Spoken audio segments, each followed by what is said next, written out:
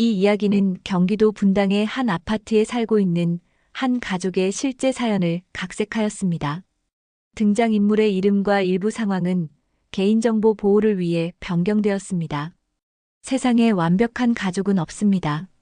겉으로는 화목해 보여도 속으로는 터질 듯한 감정이 쌓여 있죠. 김 여사의 가족도 마찬가지였습니다. 분당의 120평 아파트에서 시어머니와 아들 부부가 함께 사는 이 집은 누가 봐도 부러울 만한 공간이었습니다. 하지만 그 안에 숨겨진 감정의 폭탄은 언제 터질지 모르는 시한폭탄과도 같았습니다. 수진아, 김치찌개 좀 더 짜게 했네. 김 여사가 밥상에서 한마디 던졌습니다. 수진은 미소를 지으며 수저를 내려놓았습니다. 죄송해요, 어머님. 다음엔 더 조심할게요. 겉으로는 미소를 짓고 있지만 수진의 눈빛은 달랐습니다. 68년의 세월을 살아온 김 여사는 그 눈빛이 무슨 의미인지 알고 있었죠. 매일 아침 이렇게 시작됩니다. 작은 지적, 그리고 가식적인 사과. 둘 사이의 냉전은 아무도 모르게 진행 중이었습니다. 여보, 오늘 늦게 들어와? 수진이 남편 민준에게 물었습니다. 응, 오늘 거래처 미팅 있어서 저녁 먹고 들어올게. 민준은 대답하며 밥을 급하게 먹었습니다. 이 집의 가장이라고 하지만 사실상 경제권은 김 여사가 쥐고 있었죠. 36세의 민준은 직장은 다니지만 월급으로는 가족을 부양하기 어려웠습니다. 결혼 5년 차, 아직 독립하지 못한 채 어머니 집에 얹혀 사는 신세였습니다. 어머님, 저 오늘 마트 들를게요. 필요한 거 있으세요? 수진이 묻자 김 여사는 고개를 흔들었습니다. 괜찮아. 내가 아까 다 사뒀어. 민준이 출근하고 집안이 조용해지자 수진은 휴대폰을 집어들었습니다.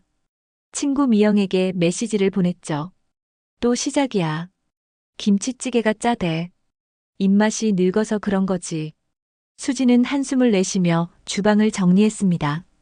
32세, 결혼하면 행복할 줄 알았는데 현실은 달랐습니다. 남편은 무능하고 시어머니는 까다롭고 그녀의 인생은 점점 더 답답해져 갔습니다. 김 여사는 거실에 앉아 텔레비전을 보고 있었습니다. 겉으로는 드라마에 집중하는 듯했지만 귀는 주방에서 들려오는 소리에 기울이고 있었죠. 며느리가 설거지하는 소리, 전화하는 소리, 모든 것이 들렸습니다. 어머님, 저 잠깐 마트 다녀올게요. 수진이 현관문을 열며 말했습니다. 그래, 조심히 다녀와. 김 여사는 며느리가 나가자마자 텔레비전을 껐습니다. 집안이 고요해졌습니다. 그녀는 천천히 일어나 주방으로 향했습니다. 수진이 정리한 그릇들을 하나씩 살펴보며 혀를 찼습니다.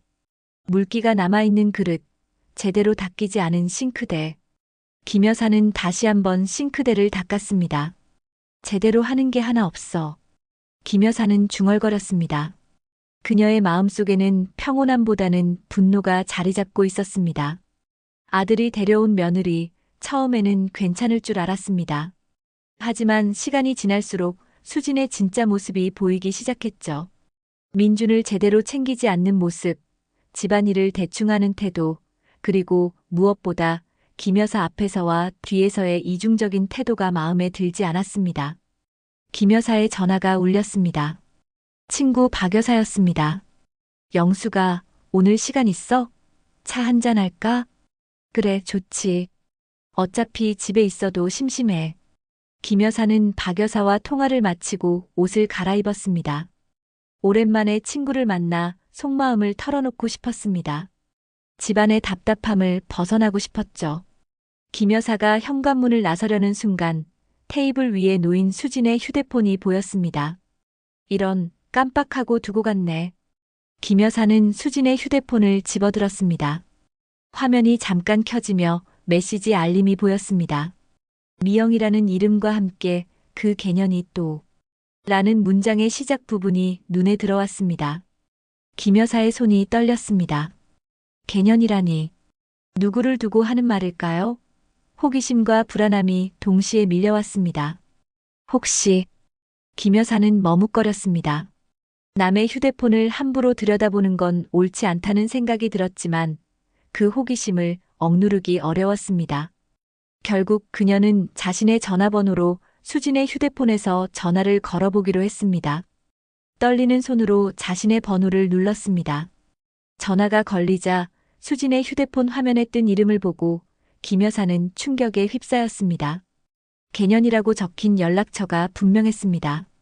김 여사의 얼굴이 창백해졌습니다. 숨이 막히는 듯 했습니다. 감히 며느리가 시어머니를 이렇게 저장해두다니.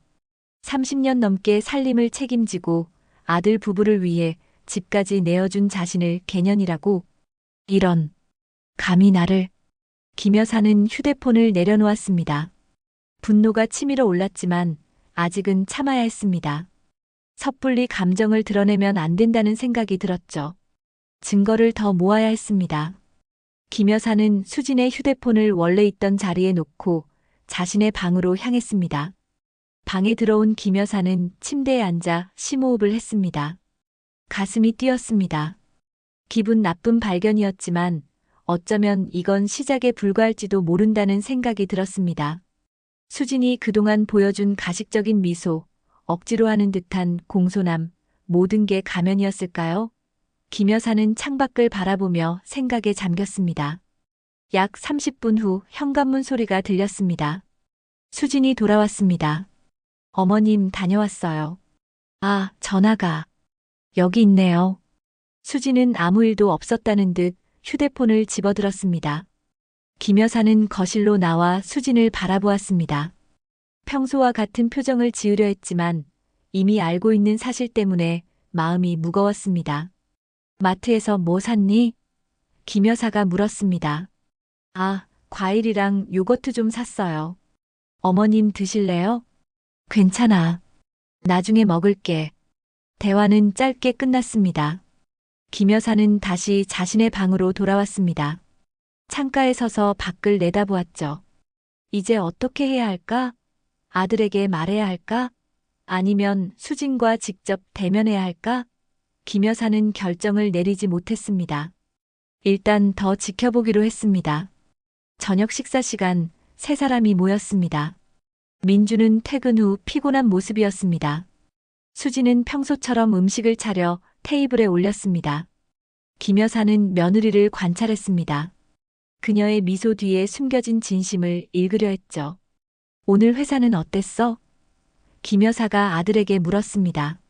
그냥 그랬어요. 새 프로젝트 준비하느라 바빴어요. 밥 많이 먹어. 요즘 너무 말랐어. 김 여사가 민준의 그릇에 반찬을 더 담아주었습니다. 여보, 오늘 과장님이 뭐라고 했어? 수진이 민준에게 물었습니다. 대화는 평소와 다름없이 이어졌지만 김 여사의 마음속에는 불편함이 자리 잡았습니다.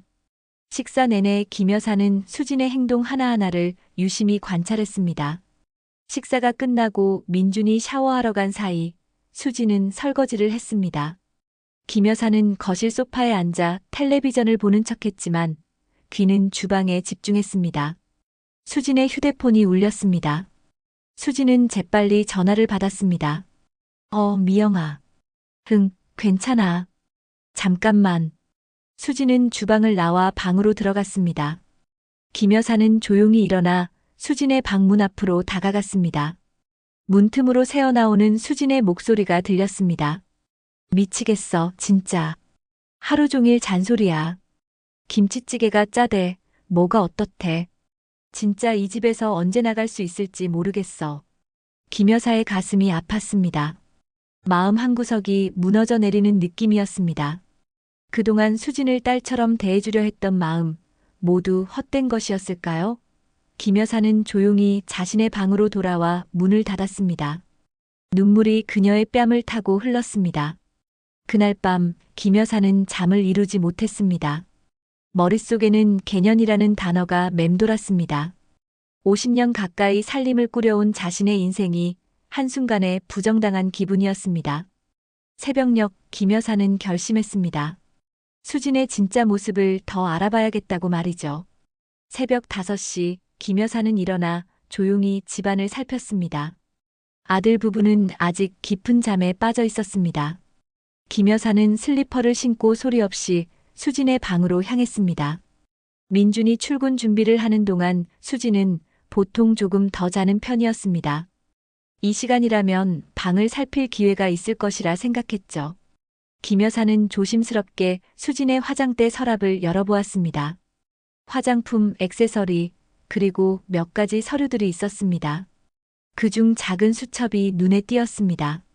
김 여사는 떨리는 손으로 그것을 집어들었습니다. 일기장이었습니다.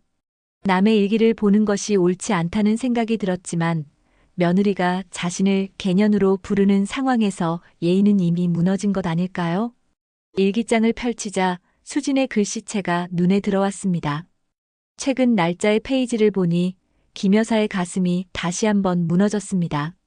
오늘도 시어머니 때문에 미칠 것 같다. 집에서 얹혀 사는 게 이렇게 힘들 줄 몰랐다. 빨리 독립해야 하는데 민준이는 여전히 우유부단하기만 하다. 얼마나 더 이 지옥 같은 생활을 해야 할지. 김 여사의 손이 떨렸습니다. 마음속 깊은 곳에서 분노가 솟아올랐지만 그녀는 감정을 억눌렀습니다. 수첩을 원래 자리에 돌려놓고 다른 서랍을 살폈습니다. 그곳에서 민준과 수진의 통장을 발견했습니다. 잔액은 생각보다 많았습니다. 그동안 집세와 생활비를 내지 않으면서 모아둔 돈이 상당했습니다. 이런. 김 여사는 한숨을 내쉬었습니다. 아들 부부가 돈을 모으고 있다는 사실은 알고 있었지만 그 금액이 이 정도일 줄은 몰랐습니다. 그들이 독립할 준비를 하고 있다는 것을 알게 된 순간 김 여사의 마음은 복잡해졌습니다. 한편으로는 섭섭했고 다른 한편으로는 분노가 치밀었습니다. 모든 것을 제공해주면서도 개년이라 불리는 현실이 견디기 힘들었습니다. 방 밖에서 발소리가 들렸습니다. 김 여사는 재빨리 서랍을 닫고 방을 나왔습니다. 마침 민준이 화장실로 향하고 있었습니다. 엄마, 왜 이렇게 일찍 일어났어요? 그냥 잠이 안 와서. 김 여사는 무심한 듯 대답하고 부엌으로 향했습니다. 아침 식사 준비를 하며 머릿속으로는 방금 본 것들을 정리했습니다.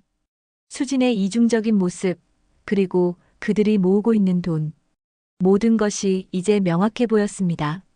민준이 출근하고 난 후 김 여사는 수진에게 평소보다 많은 집안일을 부탁했습니다. 수진아, 오늘 창문 좀 다 닦아줄래? 그리고 저녁은 내가 해. 어머니가 오늘 좀 피곤해서. 수진은 잠시 굳은 표정을 지었다가 곧 미소를 지었습니다. 네, 어머님. 걱정 마세요. 제가 다 할게요. 김 여사는 수진의 표정 변화를 놓치지 않았습니다. 순간적으로 불만이 스쳐 지나간 그 눈빛, 억지로 지은 듯한 미소. 모든 것이 이제 다르게 보였습니다. 그럼 난 친구 만나고 올게. 저녁에 보자. 김 여사가 나가자마자 수진은 휴대폰을 집어들었습니다. 김 여사는 현관문을 닫은 척하고 밖에서 귀를 기울였습니다. 미영아, 나야. 이 개년이 또 부려먹네. 창문 다 닦으래. 더워 죽겠는데. 그래, 오늘 저녁도 내가 해야 돼. 진짜 미치겠어. 김 여사의 얼굴이 굳어졌습니다. 더 이상 들을 필요가 없었습니다. 그녀는 조용히 엘리베이터로 향했습니다. 가슴이 답답했습니다. 이제 무엇을 해야 할지 결정해야 했습니다. 카페에서 만난 친구 박 여사에게 김 여사는 모든 이야기를 털어놓았습니다. 영수가, 며느리가 그렇게 불렀다고? 어떻게 그럴 수가 있어? 나도 믿기지 않아. 처음엔 충격받았지. 그런데 이제는 분노가 들어. 그래, 화가 나지. 그 집은 내 거잖아. 내가 아들 부부 신혼 때부터 얹혀 살게 해준 거잖아. 김 여사는 차를 마시며 깊은 생각에 잠겼습니다.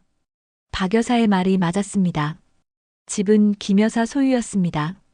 민준이 결혼할 때 신혼집을 마련해주지 못해 자신의 집에서 함께 살게 한 것이었습니다.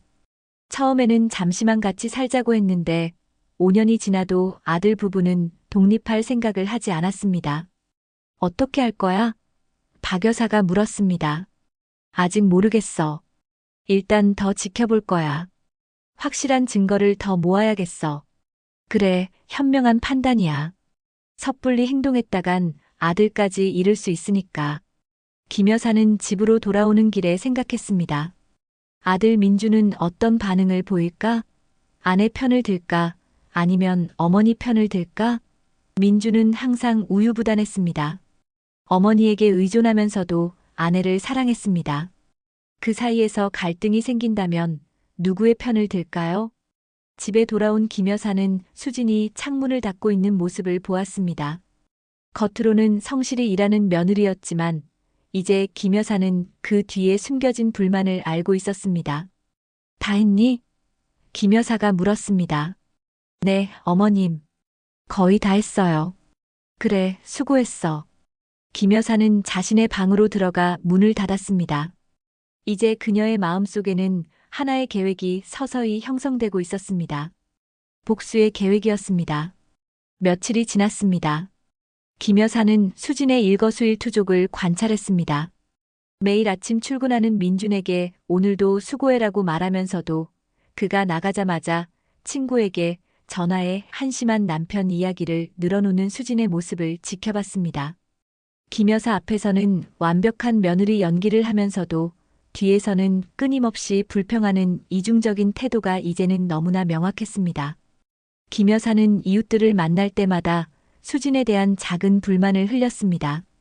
요즘 며느리가 집안일을 소홀히 하네요. 아들 내외가 저한테 감사함을 모르는 것 같아요. 미세하게 여론을 조성하는 첫 단계였습니다. 토요일 아침 가족 식사 자리에서 김 여사는 수진에게 물었습니다. 수진아, 이번 주말에 친정 부모님 뵈러 가지 그래? 수진은 놀란 듯한 표정을 지었습니다. 아, 갑자기요? 응, 오랜만에 가봐. 민준이도 바쁘고 나도 좀 쉬고 싶어서. 민준이 끼어들었습니다. 엄마, 갑자기 왜 그러세요? 그냥 엄마도 가끔 혼자 있고 싶을 때가 있어. 너희도 데이트도 하고 그래야지. 수진과 민준은 눈빛을 교환했습니다. 김 여사의 갑작스러운 제안이 의아했지만 거절할 이유는 없었습니다. 결국 그들은 주말에 수진의 친정에 다녀오기로 했습니다. 그럼 내일 아침 일찍 출발할게요, 어머님. 그래, 잘 다녀와. 민준 부부가 나간 후 김 여사는 집 안을 샅샅이 뒤지기 시작했습니다. 수진의 옷장, 서랍, 심지어 화장실 캐비닛까지. 그녀는 더 많은 증거를 찾고 싶었습니다. 수진의 서랍 깊숙한 곳에서 또 다른 일기장을 발견했습니다. 이번에는 결혼 초기부터 쓴 것 같았습니다. 결혼 1년 차. 시어머니와 같이 사는 건 생각보다 힘들다. 하지만 집값이 너무 비싸서 어쩔 수 없다. 민준이 더 열심히 해서 빨리 독립했으면. 결혼 2년 차. 오늘 시어머니와 또 다퉜다. 내가 아무리 노력해도 마음에 들지 않는 것 같다. 민준이는 항상 어머니 편만 든다. 이 결혼 정말 맞는 걸까? 결혼 4년 차. 이제는 적응한 것 같다. 시어머니 앞에서는 착한 며느리 연기를 하고 속으로는 참는다. 언젠가는 이 집에서 나갈 수 있겠지. 김 여사의 눈에서 눈물이 흘렀습니다. 아들이 사랑하는 여자, 자신이 며느리로 받아들인 여자가 이렇게 이중적인 태도를 가지고 있었다니요. 더 이상 참을 수 없는 분노가 치밀어 올랐습니다. 그날 오후 김 여사는 변호사를 만났습니다. 집 소유권에 관한 상담이었습니다. 이 집은 제 명의로 되어 있고 아들 부부가 함께 살고 있는데요. 제가 그들에게 나가라고 할 수 있나요? 변호사는 고개를 끄덕였습니다. 네, 가능합니다. 법적으로 집주인은 귀하시니까요. 하지만 가족 간의 문제라 감정적인 부분이 있을 수 있어 조심스럽게 접근하시는 게 좋겠습니다. 알겠습니다. 일단 생각해 볼게요. 김 여사는 변호사 사무실을 나와 한숨을 내쉬었습니다. 이제 법적으로도 확신이 생겼습니다. 그녀는 천천히 집으로 향했습니다. 집에 도착하니 민준 부부가 짐을 싸고 있었습니다. 내일 아침 일찍 출발해야 해서요. 수진이 설명했습니다. 그래, 잘 다녀와. 김 여사는 무심한 듯 대답하고 자신의 방으로 들어갔습니다.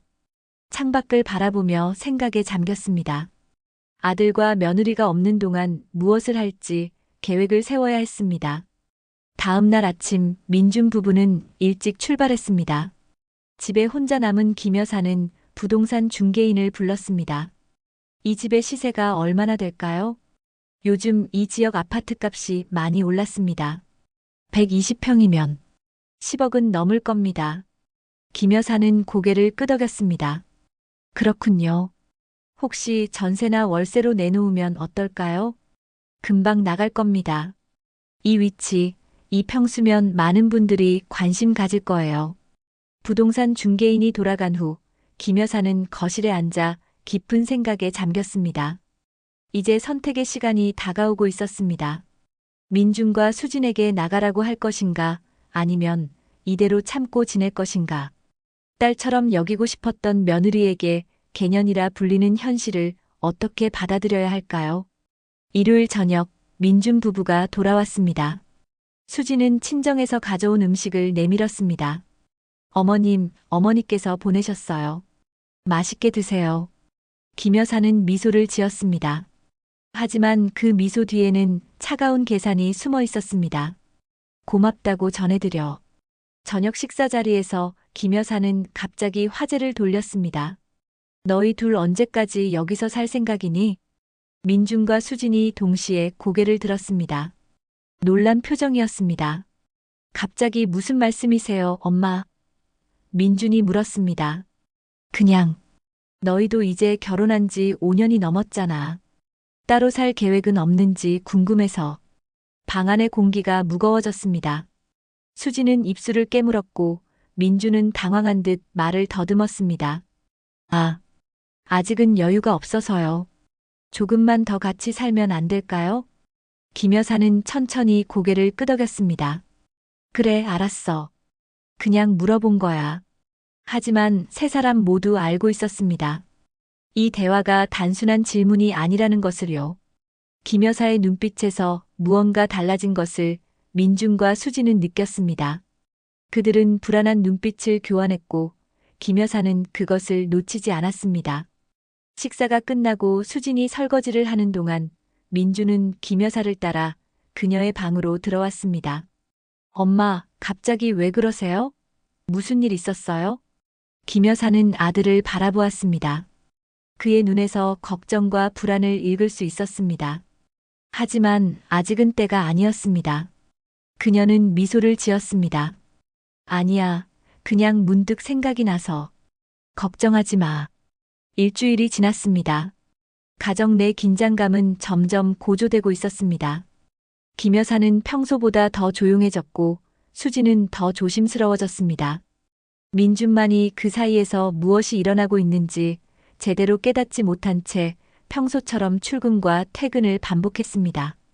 토요일 오후 김 여사의 제안으로 가족 모임이 열렸습니다. 민준의 사촌들과 친척들이 모였습니다.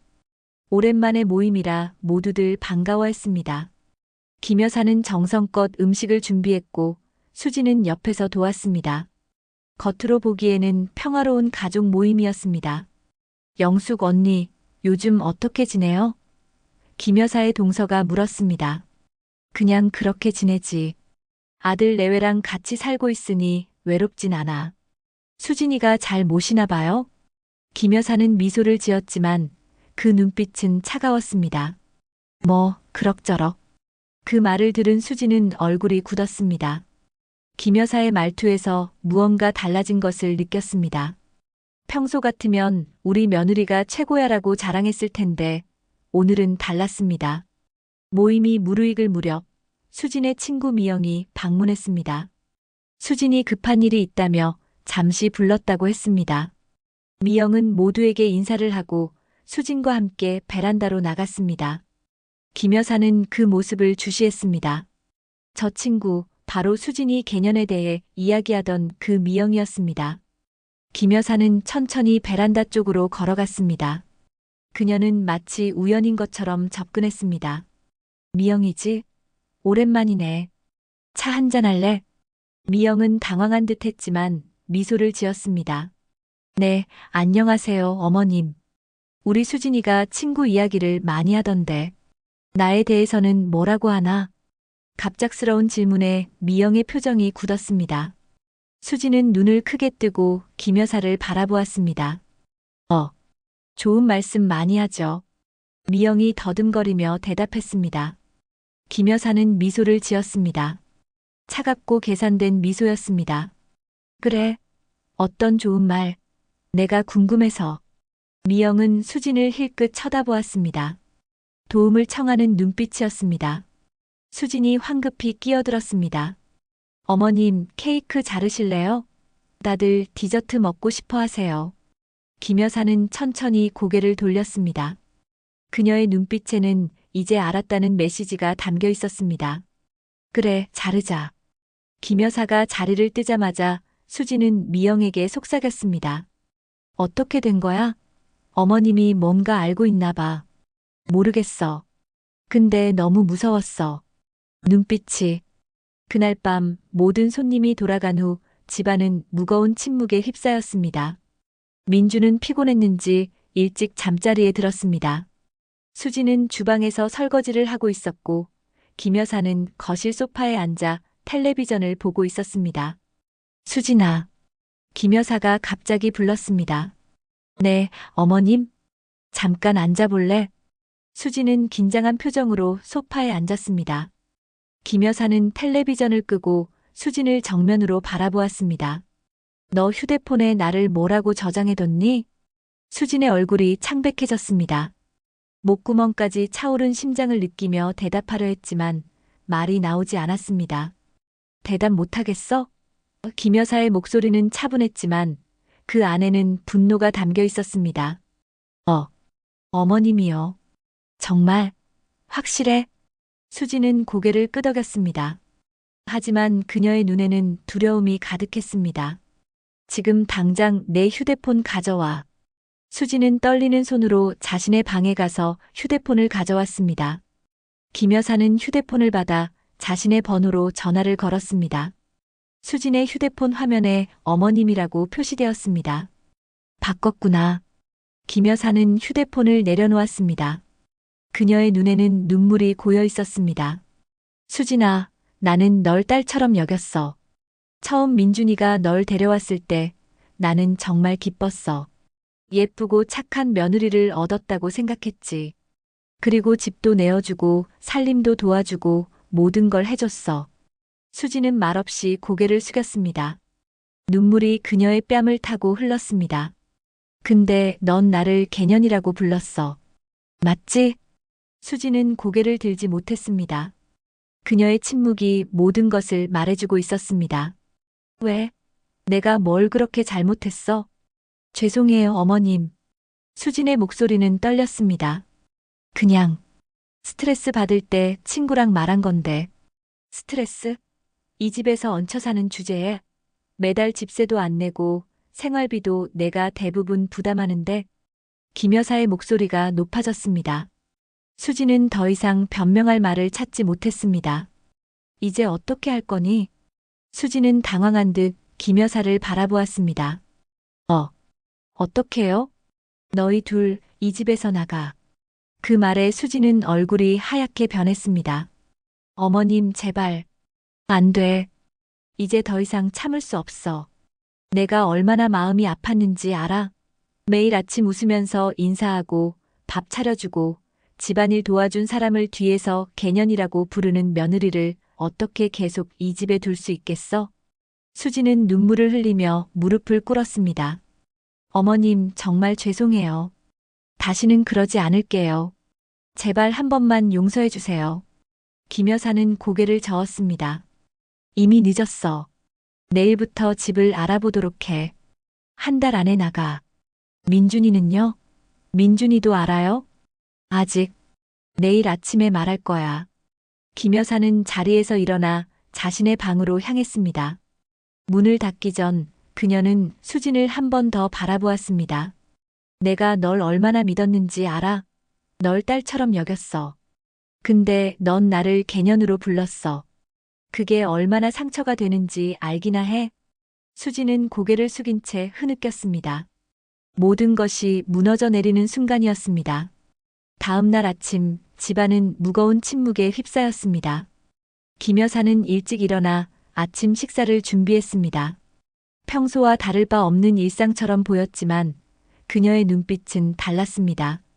단호함과 결의가 서려 있었죠. 여보, 어제 무슨 일 있었어? 민준이 수진에게 물었습니다. 수진은 밤새 울었는지 눈이 부어 있었습니다. 그냥 어머님이랑 좀 얘기했어. 수진은 더 이상 말을 잇지 못했습니다. 식탁에 세 사람이 앉았습니다. 평소라면 수다스러웠을 아침 식사 시간이 오늘은 유난히 조용했습니다.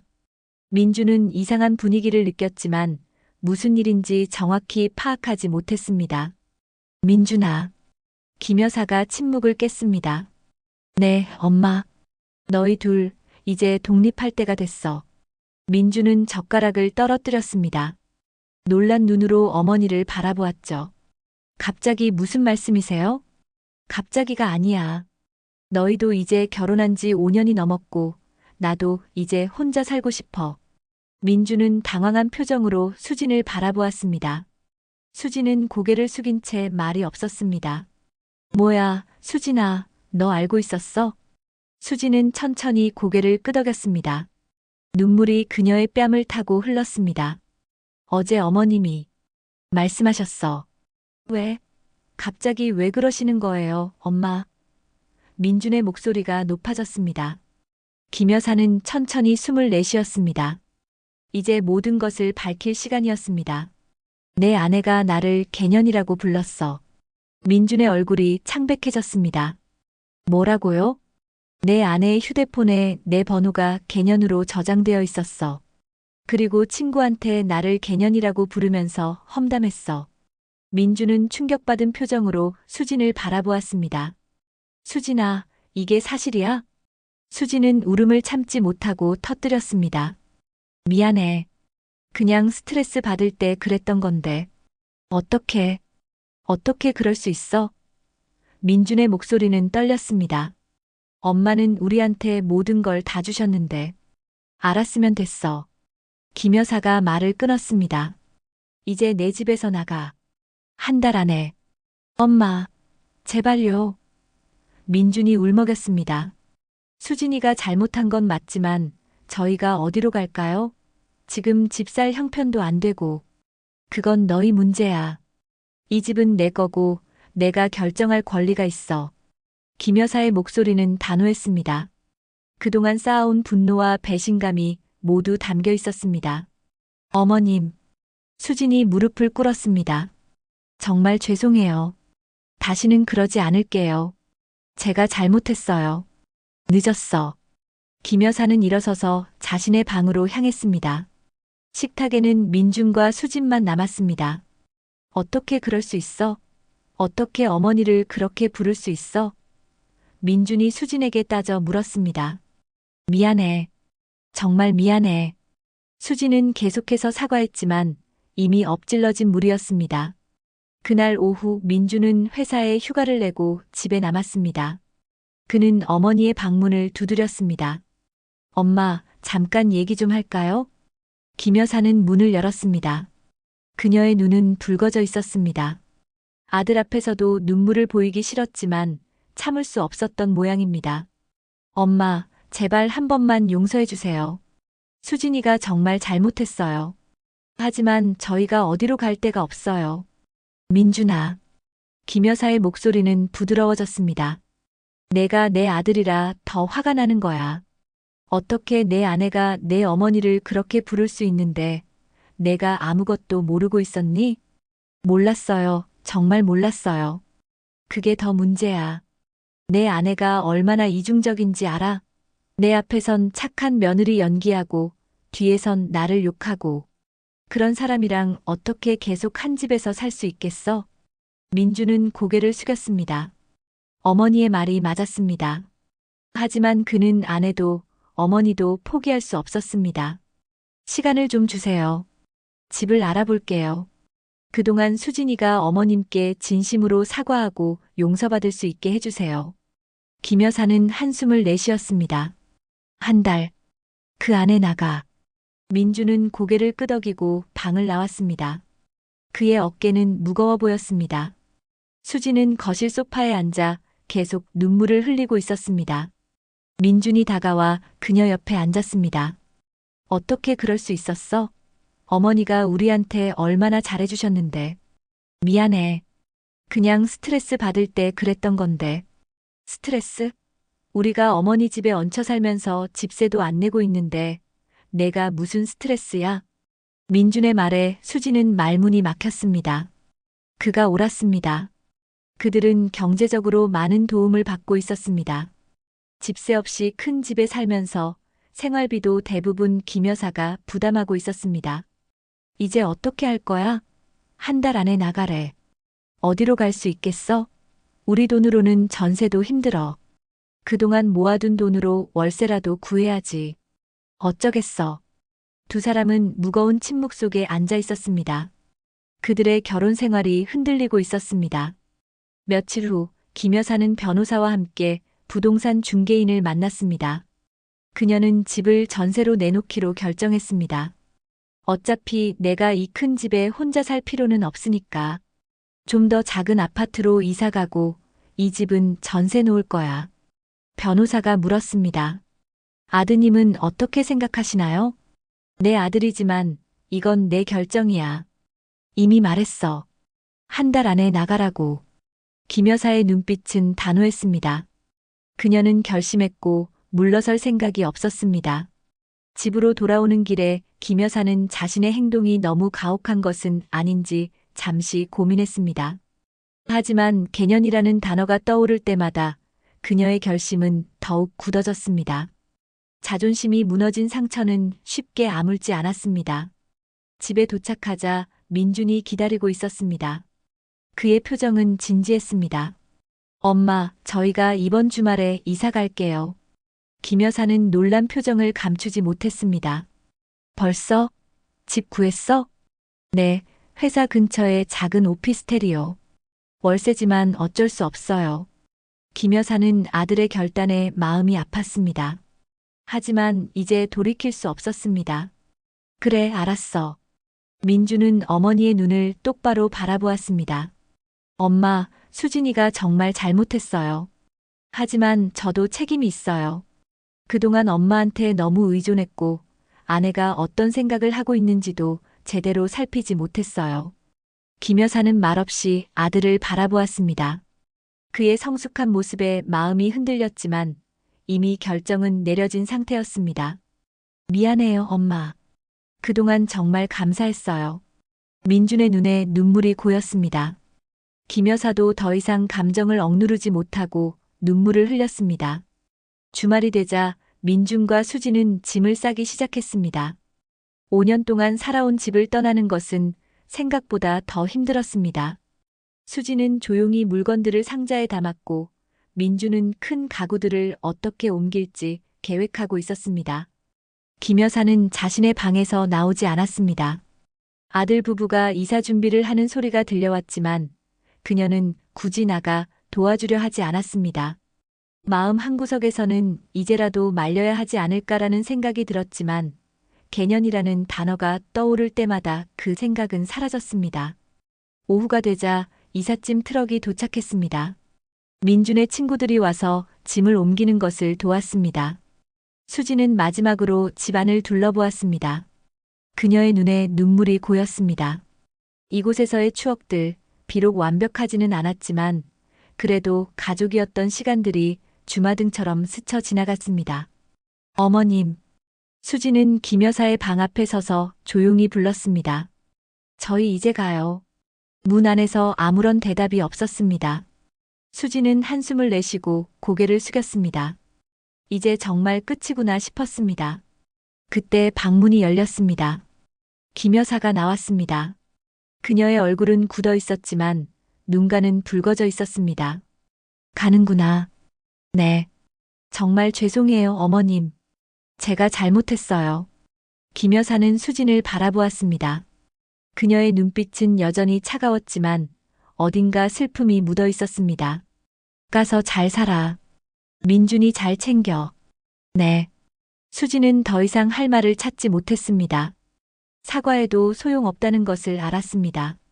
그녀는 고개를 숙이고 현관으로 향했습니다. 민준이 마지막 짐을 들고 나왔습니다. 그는 어머니를 보자 잠시 멈춰 섰습니다. 엄마, 저희 가요. 그래, 조심히 가. 민주는 어머니에게 다가가 안아주려 했지만 김 여사는 한 발짝 물러섰습니다. 아직은 아니었습니다. 상처가 너무 깊었습니다. 엄마, 정말 미안해요. 나중에 찾아뵐게요. 김 여사는 고개를 끄덕였습니다.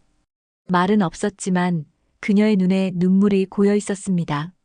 민준과 수진이 현관문을 나서자 집안은 갑자기 너무 조용해졌습니다. 김 여사는 창가에 서서 이삿짐 트럭이 떠나는 모습을 지켜보았습니다. 그녀의 가슴은 무거웠지만 동시에 어떤 해방감도 느껴졌습니다. 이제 더 이상 가식적인 미소와 거짓된 공손함을 견딜 필요가 없었습니다. 그날 저녁, 김 여사는 혼자 저녁을 먹었습니다. 큰 식탁에 혼자 앉아 있으니 집이 더 크고 적막하게 느껴졌습니다. 텔레비전을 틀었지만 소리만 울릴 뿐 내용은 귀에 들어오지 않았습니다. 밤이 깊어갈수록 김 여사의 마음에는 의심이 생겼습니다. 너무 심하게 한 것은 아닐까? 아들을 잃은 것은 아닐까? 그녀는 창밖을 바라보며 생각에 잠겼습니다. 다음 날 아침 김 여사의 친구 박 여사가 찾아왔습니다. 어제 민준이 이사 갔다며? 괜찮아?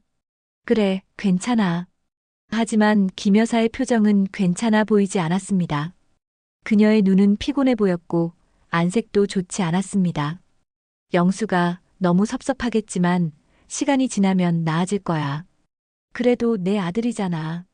그래, 내 아들이지. 하지만 내 며느리가 나를 개년이라고 불렀어. 그걸 어떻게 용서해? 박 여사는 한숨을 내쉬었습니다. 그래, 그건 정말 잘못한 거지. 하지만 젊은 애들이 그럴 수도 있지 않을까? 화가 나면 누구나 그럴 수 있잖아. 아무리 그래도 시어머니를 그렇게 부르는 건. 그래, 내 말이 맞아. 하지만 시간이 지나면 서로 이해할 수 있을지도 몰라. 김 여사는 창밖을 바라보았습니다. 그녀의 마음은 여전히 복잡했습니다. 오후 김 여사는 동네 이웃들과 차를 마시는 자리에 참석했습니다.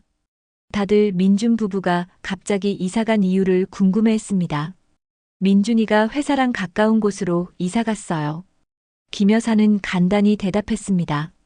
하지만 이웃 중 한 명이 물었습니다. 그래도 갑자기라서요. 무슨 일 있었어요? 김 여사는 잠시 망설였습니다. 그리고 결심한 듯 말했습니다. 우리 며느리가 나를 개년이라고 불렀어요.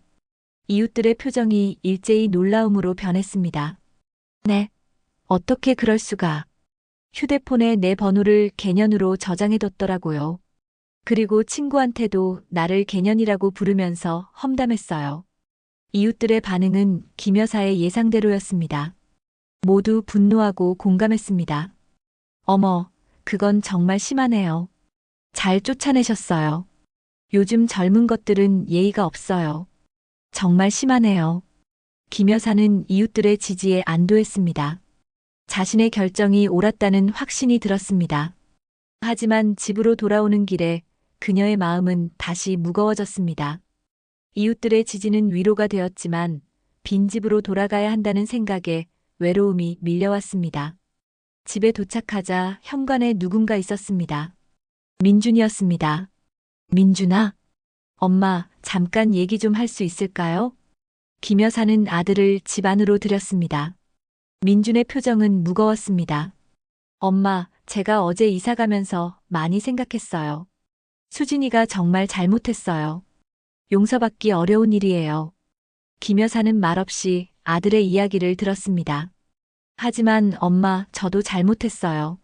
그동안 엄마한테 너무 의존했고 아내가 어떤 생각을 하는지도 제대로 살피지 못했어요. 그리고 엄마가 아무리 화가 나셨더라도 저희 집안 문제를 이웃들한테 다 말하는 건.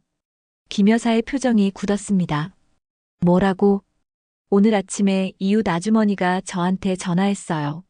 엄마가 어제 차 마시면서 수진이가 엄마를 개년이라고 불렀다고 다 말했다면서요. 김 여사는 당황했습니다.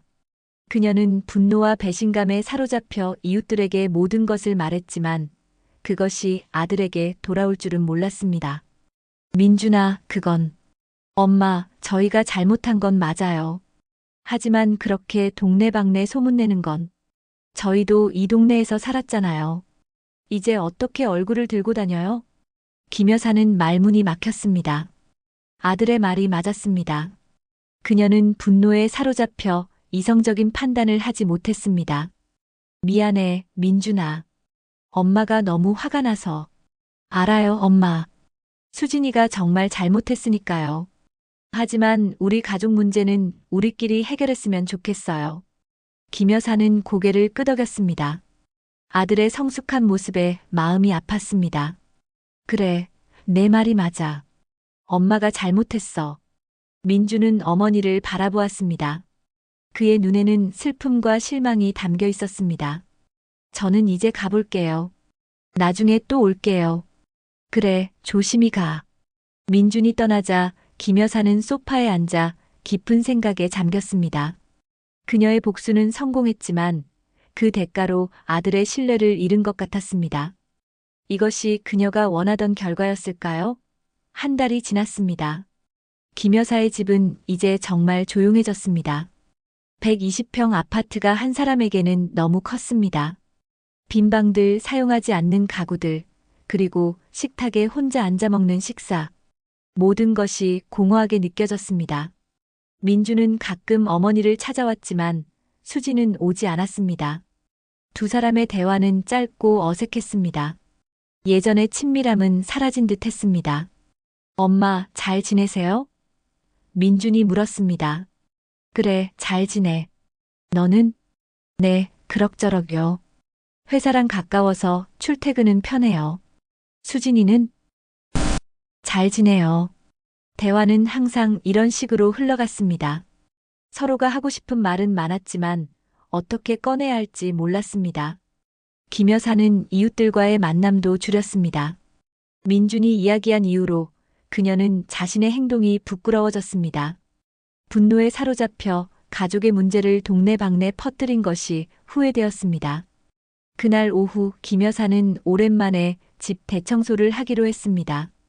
빈 방들을 정리하고 오래된 물건들을 버리면서 마음도 정리하고 싶었습니다. 민준의 옛 방을 청소하다가 서랍 깊숙이 숨겨진 앨범을 발견했습니다. 민준과 수진의 결혼식 앨범이었습니다. 김 여사는 천천히 앨범을 펼쳤습니다. 첫 페이지에는 웨딩드레스를 입은 수진과 턱시도 차림의 민준이 환하게 웃고 있었습니다. 그리고 그 옆에는 김 여사도 있었습니다. 세 사람 모두 행복해 보였습니다. 정말 행복했던 시간이었습니다. 페이지를 넘기자 신혼여행 사진들이 나왔습니다. 그리고 그 뒤로는 가족 행사, 생일 파티, 명절 모임 등의 사진들이 이어졌습니다. 5년 동안의 추억들이 담겨 있었습니다. 마지막 페이지에는 작년 김 여사의 생일 파티 사진이 있었습니다. 수진이 직접 케이크를 만들어 깜짝 파티를 열어준 날이었습니다. 김 여사는 그날의 기억이 떠올랐습니다.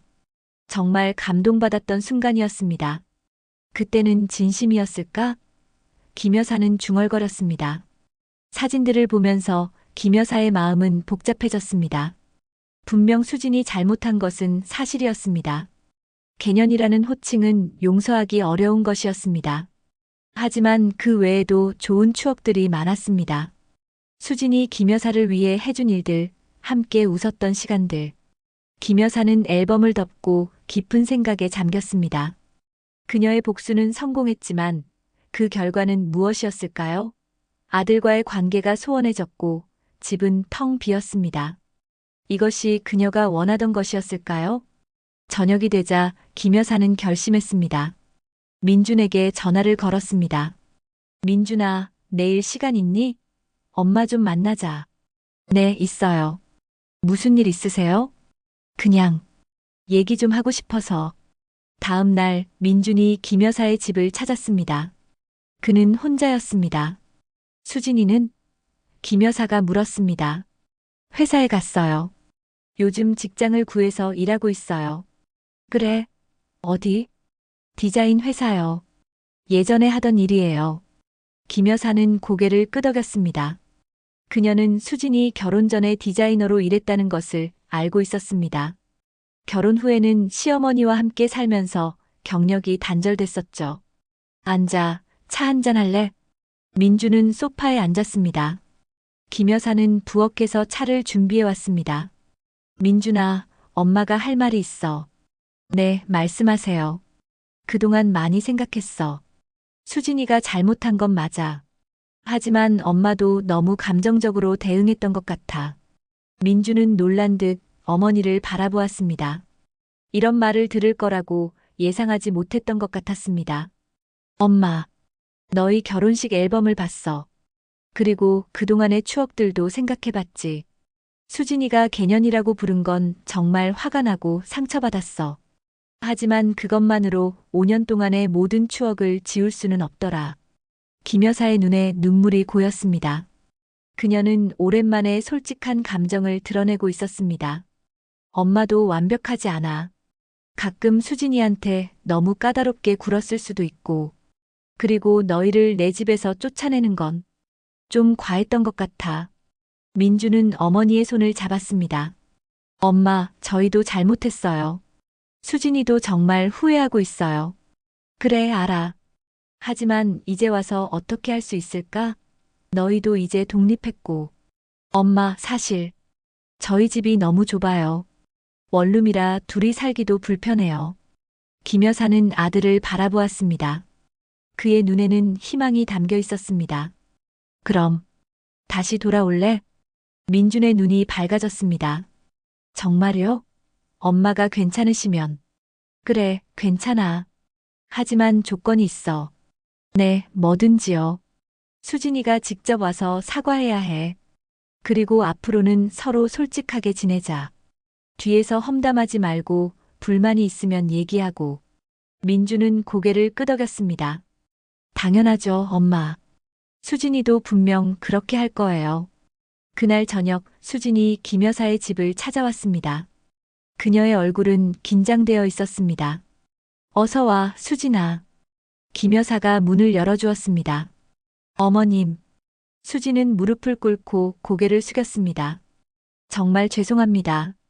제가 정말 잘못했어요.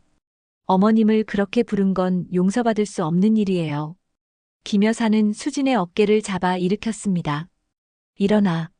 무릎 꿇지 마. 어머님, 내가 잘못한 건 맞아. 하지만 나도 완벽하지 않았어. 서로 이해하지 못한 부분이 있었던 것 같아. 수진의 눈에서 눈물이 흘렀습니다. 정말 죄송해요. 앞으로는 절대 그러지 않을게요. 어머님께 진심으로 감사드리고 존경해요. 김 여사는 수진을 바라보았습니다. 그녀의 눈에서 진심이 보였습니다. 그래, 이제 다시 시작하자. 서로 솔직하게, 그리고 존중하면서. 수진은 고개를 끄덕였습니다. 네, 어머님. 그날 밤 세 사람은 오랜만에 함께 저녁을 먹었습니다. 어색함도 있었지만 새로운 시작에 대한 기대감도 있었습니다. 김 여사는 식탁에 앉아 아들과 며느리를 바라보았습니다. 그녀의 복수는 끝났습니다. 하지만 그것은 그녀가 생각했던 방식과는 달랐습니다. 진정한 승리는 분노를 넘어서 이해와 용서를 찾는 것이었습니다. 여보, 반찬 좀 더 드세요. 수진이 민준의 그릇에 반찬을 담아주었습니다. 엄마도 드세요. 민준이 김 여사의 그릇에 고기를 담았습니다. 김 여사는 미소를 지었습니다. 집이 다시 따뜻해지는 것 같았습니다. 물론 모든 것이 완벽하게 해결된 것은 아니었습니다. 상처는 여전히 남아 있었고 신뢰를 회복하는 데는 시간이 필요할 것입니다. 하지만 이제 그들은 서로를 더 이해하고 더 솔직하게 대할 수 있을 것입니다. 창밖으로 노을이 지고 있었습니다. 김 여사는 창을 통해 저녁 하늘을 바라보았습니다. 세상에 완벽한 가족은 없다고 했습니다. 모든 가족은 크고 작은 갈등을 겪습니다. 중요한 것은 그 갈등을 어떻게 극복하느냐는 것입니다. 김 여사의 가족은 큰 시련을 겪었지만 이제 새로운 시작을 향해 나아가고 있었습니다. 어머님, 차 한 잔 드실래요? 수진이 물었습니다. 그래, 좋지. 김 여사는 미소를 지었습니다. 이제 그녀의 마음은 평화로웠습니다. 복수보다 더 중요한 것은 가족이라는 것을 깨달았기 때문입니다.